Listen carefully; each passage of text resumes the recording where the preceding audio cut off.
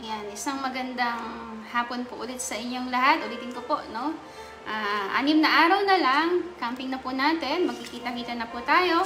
Ano po, naniniwala po ako na ang bawat isa po sa atin na excited na sa magandang gagawin ng Panginoon sa next week. Ano po?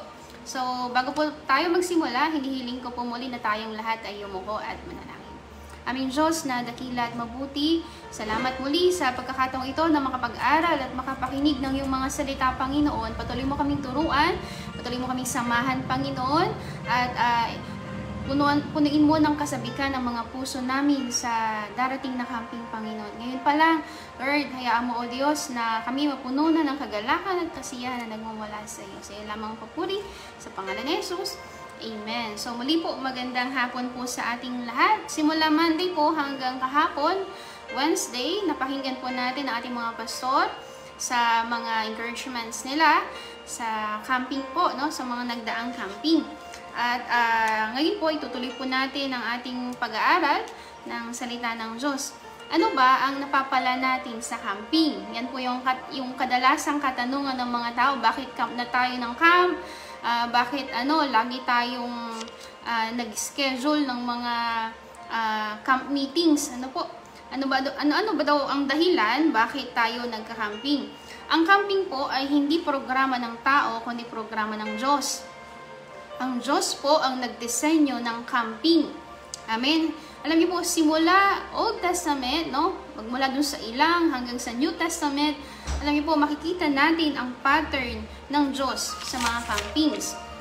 Sa pananaw po ng iba o sa pananaw po ng mundo, ang ginagawa lang po natin ay nagpapagod lang tayo o gumagastos. Ano po? Pero para po sa atin na nakakaunawa nito, sa atin po nakaranas na ng maraming mga camping at mga ginawa ng Diyos. Alam niyo po, ito ay higit pa sa pera at sa pagod. Dahil sa mga camping po natin, pinapatunayan po ng Diyos na ito po ang nais niya, ito po ang gusto niya, at ito po ang kalooban niya. Dahil sa mga campings po natin ay uma-attend ang Diyos. Kasama natin ang Diyos sa camp. Ang isa po sa mga benefits ng mga fellowship o malalaking fellowship katulad ng camping po, no, tayo po ay na-expose sa anointing. Tayo po ay na-expose sa presensya ng Diyos. Ulitin ko po, dito po sa Lucas chapter 16, verse 9 hanggang 11. Basahin ko po sa inyo. At nagpatuloy si Jesus ng pagsasalita, kaya't sinasabi ko sa inyo, gamitin ninyo sa pakikipagkaibigan ang kayamanan ng sanlibutan ito. Maubos man ito'y may tatanggap naman sa inyo sa tahanang walang hanggan. Sa verse 10, ang mapagkakatiwalaan sa maliit na bagay ay mapagkakatiwalaan din sa malaking bagay. Ang magdaraya sa maliit na bagay ay magdaraya sa malaking bagay. Verse 11, kung hindi kayo mapagkakatiwalaan sa mga kayamanan ng sanlibutan ito, sino ang magtitiwala sa inyo sa tunay na kayamanan? Sa verse 12, at kung hindi kayo mapagkakatiwalaan sa kayamanan ng iba, sino ang magbibigay sa inyo ng talagang para sa inyo? Walang makapaglilingkod ng sabay sa dalawang Panginoon, sapagkat kapupuotan niya ang isa at iibigin ang ikalawa. Paglilingkuran tapat ang isa at hahamahin ang ikalawa. Hindi ninyo mapaglilingkuran ng sabay ang Diyos at ang kayamanan. Ang sabi niya po dito, ang hindi mapagkakatiwalaan doon sa maliit ay hindi mapagkakatiwalaan sa malaki. At ang hindi mapagkakatiwalaan sa kayamanan dito sa mundo, no, ay hindi mapagkakatiwalaan, no, ng tunay na kayamanan. Alam niyo po, sa camping natatanggap natin ang tunay na kayamanan. Ano po? Natatanggap natin ang mga hindi kayang bayaran ng ginto, ng pilak, at salapi. Ano yun? Ang presensya ng Panginoon. Kilala po ang rema sa mga maliliit na simbahan. Pero sa mga simbahang ito, kahit maliit, malakas ang presensya o pagkilos ng presensya ng Panginoon. Lalo pa kaya kapag ang mga anak ng Diyos ay nagsasama-sama para makipag-fellowship sa Kanya, alam niyo po, sigurado na ang Panginoon ay a-attend. Sa tuwing ang mga anak ng Diyos ay magsasama-sama, hindi pwedeng hindi dadalo ang organizer, ang nagplano nito. Walang iba kundi ang Diyos. Dahil ang nais ng Diyos sa camping na ito, siya po ay maka-fellowship natin. Amen? Kaya, alam niyo po, maganda na pumunta ka doon sa lugar kung nasaan si Jesus. Pumunta ka doon sa lugar kung saan mo mararanasan, mararamdaman ang pagkilos ng Panginoon.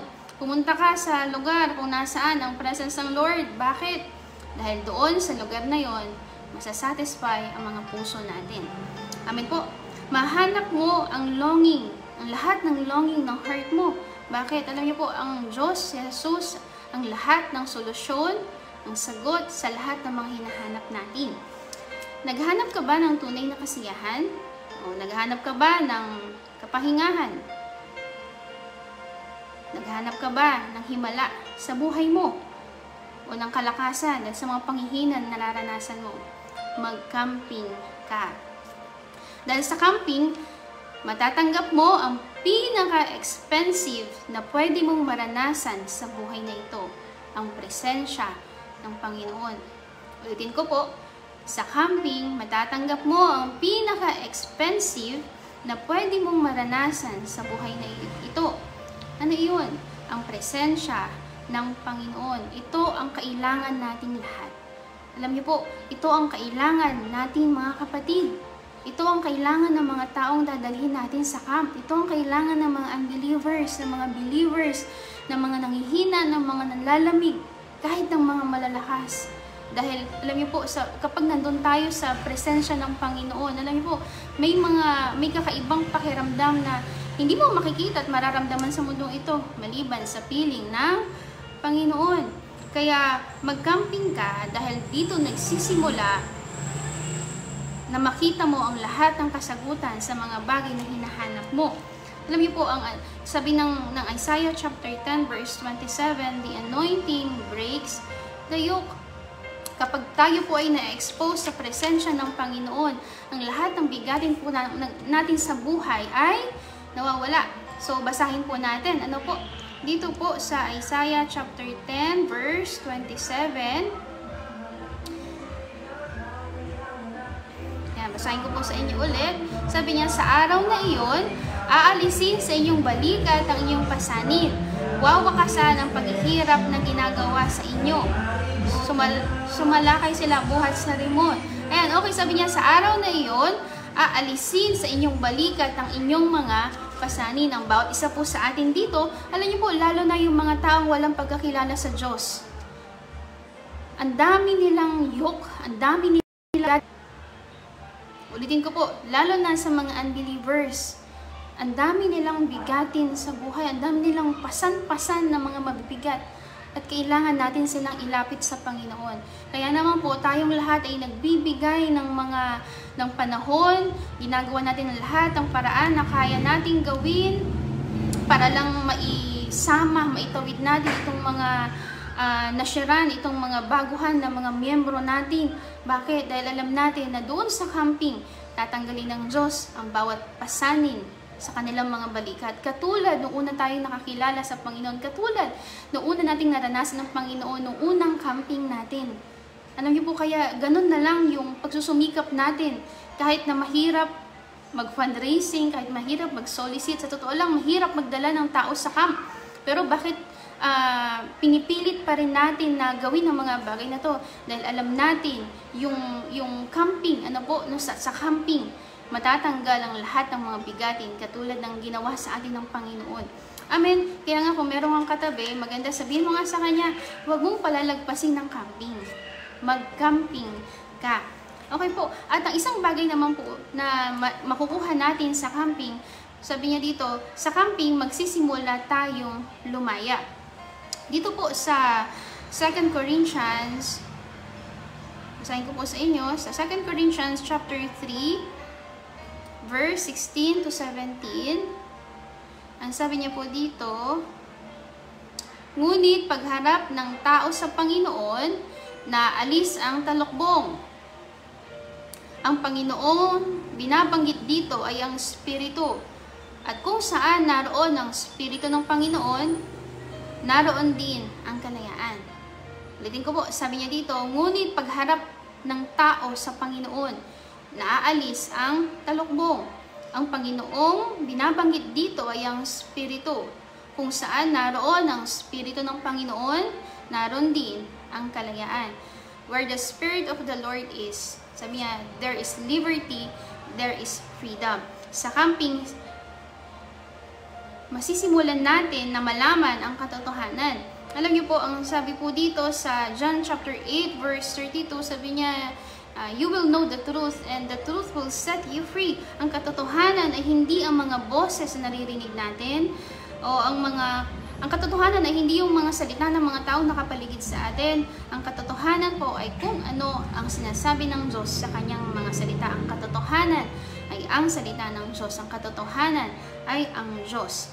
Ano po, tayo po ay mabubusog dito ng mga teachings ng Panginoong Jesus.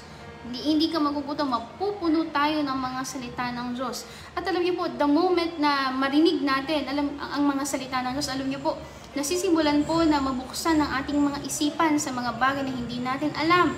Ano po, magsisimula na matanggal ang mga talukbong natin. Magsisimula na mabuksan ang ating mga piring at lubusan nating makikita kung ano ang ginawa ng Panginoong Jesus para mahalin tayo.